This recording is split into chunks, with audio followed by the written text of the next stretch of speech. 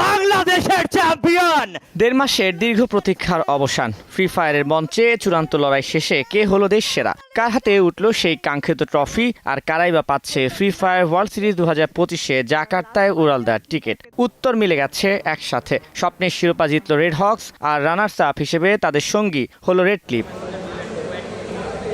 মূলত রাজধানীর আইসিসিবিতে বসার কথা ছিল এই মহারণ, কিন্তু গ্র্যান্ড ফাইনালের আগের দিন হঠাৎই সবকিছু থমকে যায়। বাতিল হয়ে যায় বহুল প্রতীক্ষিত ঢাকার ওয়াচ পার্টিও। তবুও গেম থেমে থাকেনি। নাটকীয় সব ঘটনার পরেও অনলাইনে অনুষ্ঠিত হয় এই আয়োজন, যা একসাথে দেখেছে লাখো দর্শক।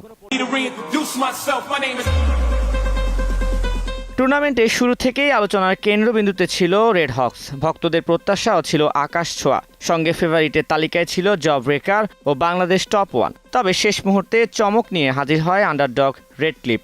একেবারে শ্বাসরুদ্ধকর লড়াইয়ে জায়গা করে নেয় সেরা দুয়ে। ভাগ্যের দরজা যেন সেখানেই খুলে গেল তাদের জন্য।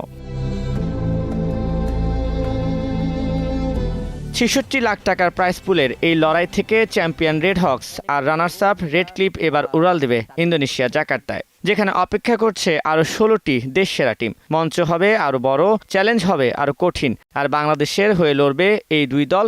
দেশের ই স্পোর্টসকে নিয়ে যাবে নতুন উচ্চতায়।